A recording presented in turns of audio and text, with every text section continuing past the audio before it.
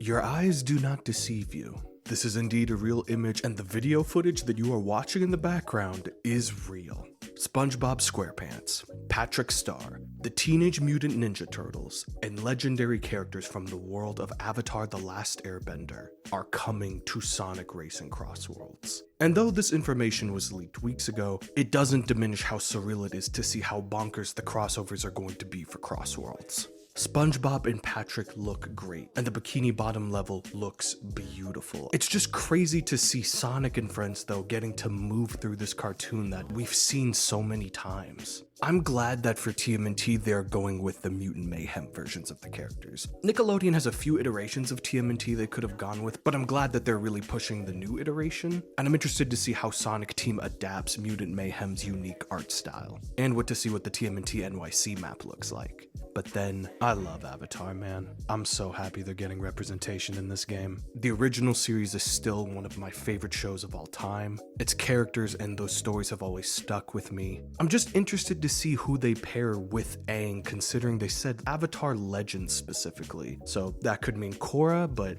it could be Zuko, Toph, Katara, Sokka. I hope Appa is integrated in a really cool way. I'd love for him to be either the flight mode for Aang or the monster truck. That would be really sick. And also what they would do for the level for that. Would they want to do like a flying level where you're going through the Southern Air Temple? Or maybe really play off of the CrossWorlds mechanic that has you flying through all 4 nations? However they choose to do this, I cannot wait. I am so excited, because if you told me as a kid who grew up loving both Sonic and Avatar that eventually a multiplayer game would exist where you could play with your friends with 2 of your top 5 all-time favorite franchises together, oh, it still makes me happy and absurdly jealous for the kids that get to enjoy this game and have no idea how good they have it when it comes to Sonic. And as they showed at the end of the trailer, that now leaves 2 slots left for the season pass. Let me know down below which you think the last 2 crossover spots are going to be. Personally, I think they are going to be IDW and DC.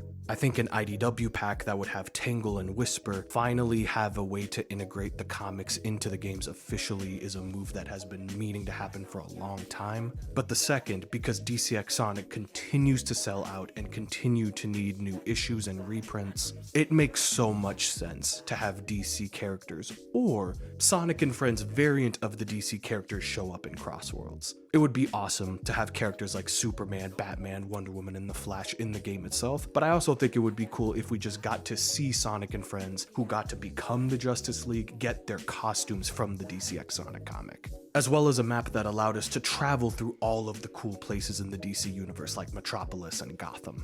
Sonic Racing CrossWorlds continues to get better and better the more that they show. I'm continuing to see how well the pre-orders are going and how excited people are to play the game, but before we go today, there was an interesting bit of information that we discovered recently. Sega Sammy had one of their management meeting presentations where they go over the financials and how well Sega is doing across the board. And there were some figures that were supposed to be hidden, but whoever made the presentation goofed up because those hidden numbers were actually shown if you just copy and paste them. So we have some new financial sales numbers for certain Sonic games, and I think all 3 of these are really interesting. So to start, Sonic Frontiers has officially sold 4.57 million copies. It is now officially the highest selling 3D Sonic game of all time. And makes sense with that level of success why Sega was so quick to reinvest back into Sonic Team with new budgets, new manpower, and we've been seeing the fruits of that labor recently. But these next 2 are really surprising. Sonic Superstars sold 2.43 million copies. I didn't even think this game got that much past 1 million. Especially because there was an article going around recently about how Superstars didn't meet up to their expectations.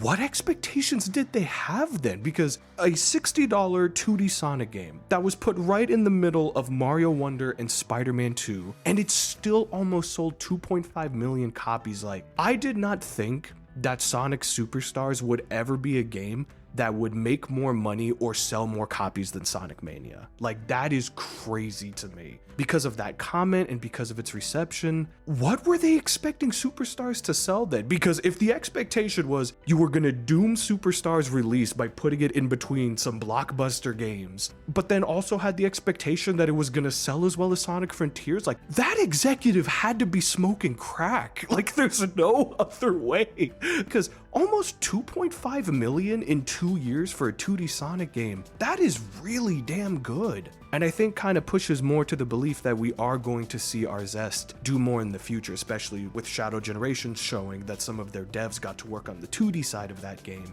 And I think we really are going to see our Zest get to take their crack at a modern 2D Sonic game soon. But that number is still really shocking considering the reception and the quotes coming out from superstars, but looks like 2D Sonic isn't going anywhere with numbers like that. And then the big one, which I think has the biggest context for what could potentially happen for Sonic Racing CrossWorlds.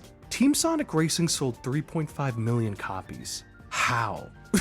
Like, this game has such a mixed reception, and I get that it's been going on sales all the time, but I didn't even think this game could have cracked 2. What do you mean it sold 3.5 million? That completely recontextualizes what is going to happen for CrossWorlds, because Team Sonic Racing was a budget game that was sold at low price and that didn't get post-launch support, updates, and content. But with Sonic Racing CrossWorlds being crossplay, having a great roster, doing cool single-player content like the rival battles, having all of these insane crossovers with other IP franchises, and with beloved SEGA characters entering the fold, I think Sonic Racing CrossWorlds is going to do a lot better than anyone was expecting it to, especially with all of the news of the pre-orders and the success, and how it won a ton of Best of awards at Summer Game Fest. If TSR can sell 3.5 million copies, then Sonic Racing CrossWorlds is about to do a lot more than that, and a lot quicker with how much quality and polish is going into that game. So bring it on.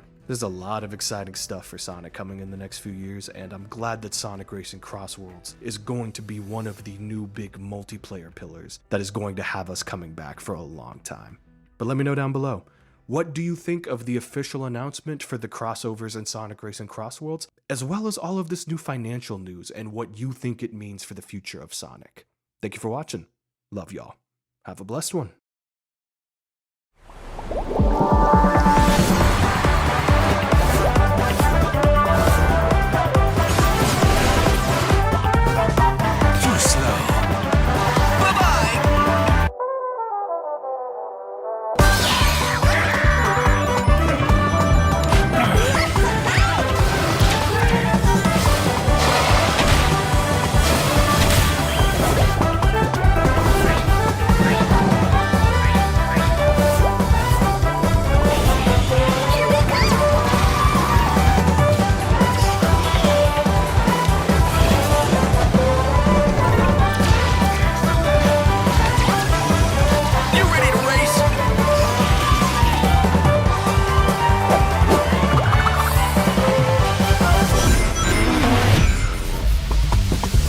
Some time later.